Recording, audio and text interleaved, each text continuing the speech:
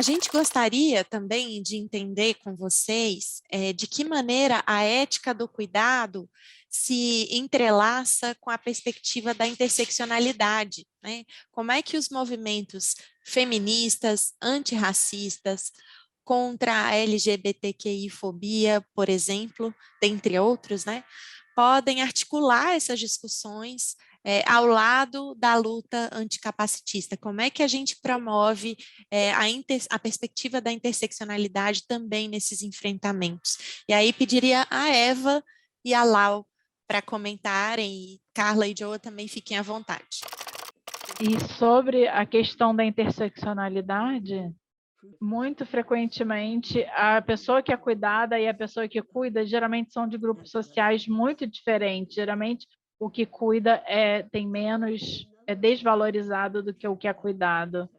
A grande maioria das pessoas que dão cuidado, principalmente, são mulheres, a maioria é mulher, que já estão nessa situação, mas principalmente pessoas que não são brancas, mulheres que não são brancas e imigrantes. Então, essas são mulheres que já estão dentro da sociedade desvalorizadas e, às vezes, elas fazem o trabalho do cuidado porque não tem outro trabalho disponível para elas. E elas não tiveram nenhum tipo de treinamento, educação para fazer qualquer outra coisa. Então, o efeito que isso tem no cuidado é enorme, porque, primeiro, isso tem a suposição de que cuidado é algo que é de baixo valor, que não requer nada a não ser de uma questão de gênero, mas também que cria uma concepção de uma ética de cuidado que eu gosto muito, uma que valoriza o cuidado e que considera o cuidado como um bem universal, que é bom para todos, e um compromisso para o cuidado de cada um. Uma outra forma que a gente pode olhar para essa interseccionalidade no meu trabalho, as primeiras listas que foi dada não incluía pessoas com deficiência.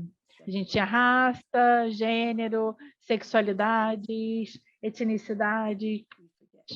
As pessoas com deficiência, muito frequentemente, eles não querem o cuidado porque acham que é paternalista, eles não querem ser cuidadas, eles não querem apoio, eles querem até um sistema de apoio, mas eles veem o cuidado em si como paternalista e desrespeitoso.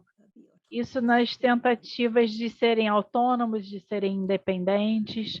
Muito obrigada, Eva. Queremos sim ouvir mais sobre isso. Podemos voltar nesse ponto daqui a pouquinho e você compartilha com a gente um pouco desse pensamento. Lau, você quer dialogar com a Eva sobre isso?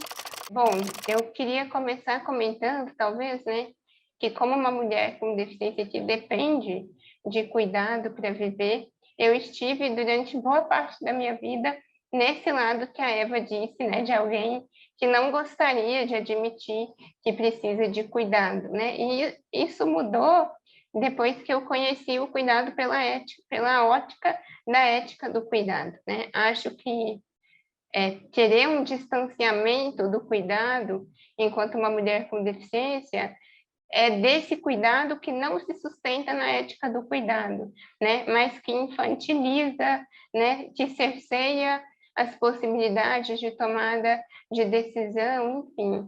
Então, acho que conhecer o conceito foi fundamental para ressignificar qual é o lugar do cuidado na minha vida né, admitir isso e, inclusive, participar, não só nas micro-relações, mas também em relações mais amplas, né, numa tentativa de articulação política para que o cuidado esteja disponível para quem precisa dele a partir da lógica da ética do cuidado.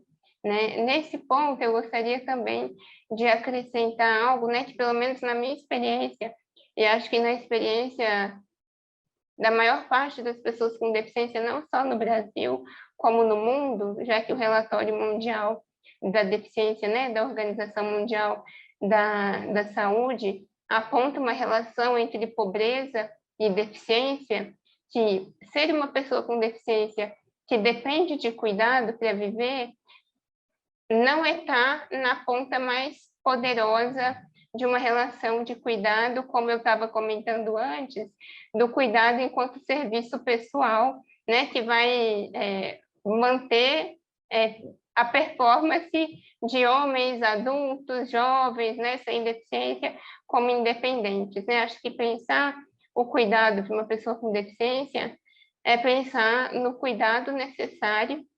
E aí, se essa pessoa não for atravessada por privilégio de classe, por exemplo, e a maioria das pessoas com deficiência não é atravessada por privilégio de classe, a gente está na ponta mais fraca da relação do cuidado. Então, penso que a interseccionalidade é fundamental para esse reconhecimento, né, de que a distribuição do poder muda a depender de qual lugar você ocupa na relação do cuidado e que esse poder não tem a ver apenas com receber o cuidado, mas se você conta com outros privilégios na posição social em que você ocupa, né?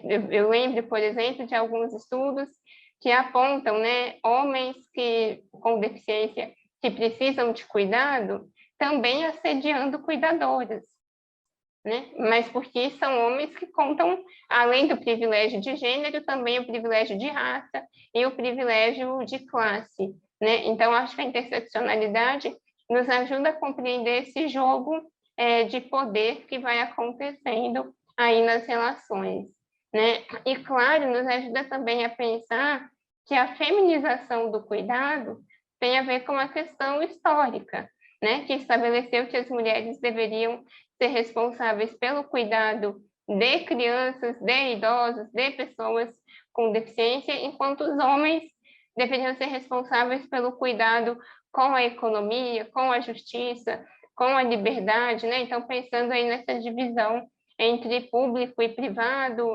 masculino e feminino, né? E quando a gente entende isso como uma construção histórica, acho que a gente tem condições de não responsabilizar as pessoas que dependem do cuidado para sobreviver como a causa da sobrecarga que as mulheres podem, né, que as mulheres enfrentam, na verdade.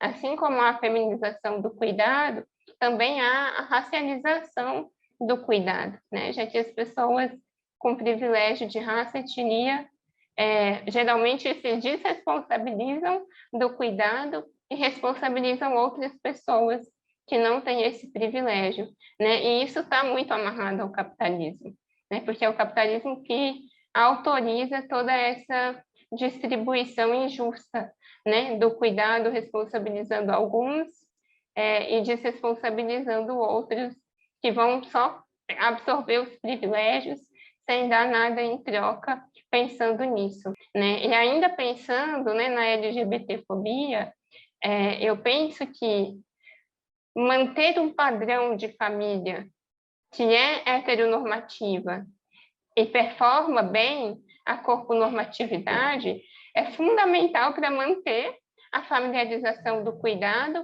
e deixar o Estado sem fazer nada para fornecer o cuidado das pessoas, né? Então, a homofobia e o capacitismo, no meu entendimento, mantém o cuidado nesse lugar que é a família que tem que cuidar, né? A mulher vai cuidar das questões do cuidado de dentro de casa, enquanto o homem vai cuidar de outras questões de cuidado fora de casa, né? Então, romper com a homofobia e com o capacitismo talvez facilitaria que a gente convocasse o Estado para assumir essa responsabilidade e ela não ficar restrita à família, né? Até porque a família também está longe de ser um núcleo sagrado, né? Quando a gente olha para as estatísticas de violência contra pessoas com deficiência, de violência contra crianças, a gente entende que a família está longe de ser